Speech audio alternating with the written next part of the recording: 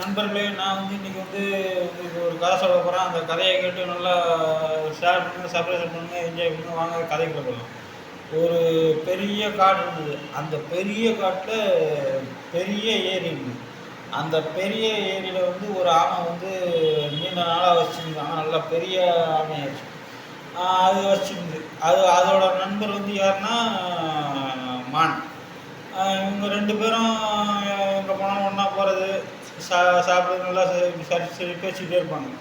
இப்படியே இவங்க காலம் ஓட்டிகிட்டு வந்து ஒரு நாள் என்ன பண்ணால், ஒரு வேளை அந்த காட்டு வழியாக வந்துட்டு இருக்கும்போது இந்த ஆமையை பார்த்துட்டான். இந்த ஆமையை பார்த்தோன்னா நைஸாக போய் அந்த ஆமையை பிடிச்சி அவன் பைக்குள்ளே போட்டுட்டு போயிட்டான். அப்புறம் மான் வந்து நண்பனை தேடிட்டு, ஆமை நண்பா நண்பா எங்கள் ஐயோ ஆமை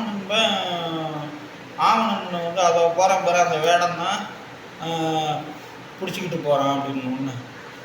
உடனே இது எப்படி மீட்கிறதுன்னு யோசனை பண்ணுச்சு. உடனே ஒரு ஐடியா பண்ணுச்சு.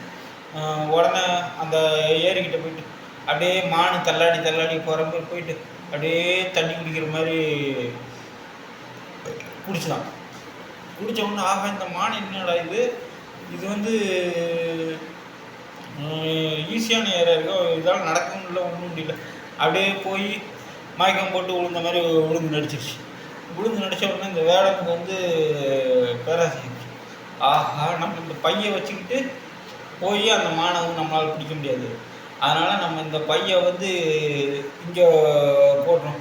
அந்த மான் திருப்பி அப்புறம் பையை கீழே வச்சதுமே ஆமைக்கு தெரிஞ்ச ஆமை அப்படியே நைஸாக வெளியில் வந்து தண்ணிக்குள்ளே ஓடிடுச்சு. உடனே வேடம் வந்து அந்த மானை பிடிக்க போது மான் ஓட இப்படியே அந்த மான் மயக்கம் போட்டு விழுந்து அது வேகம் செஞ்சு ஓடணும்னு ஆஹா அப்படின்ட்டு, சரி நம்மளுக்கு மானு தான் போச்சு, நம்ம ஆமையை எடுக்க போனோம்னா ஆமையும் ஓடிடுச்சு. ஆஹா, நம்ம நல்லா ஆமையுமானும் நல்லா நம்மளை ரொம்ப நல்லா ஏமாந்துச்சு அப்படின்ட்டு அவன் ரொம்ப வருத்தப்பட்டான்.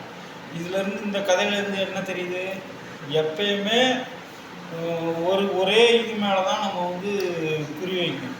2 இதில் குறி வச்சா அப்புறம் உள்ளதும் போய்.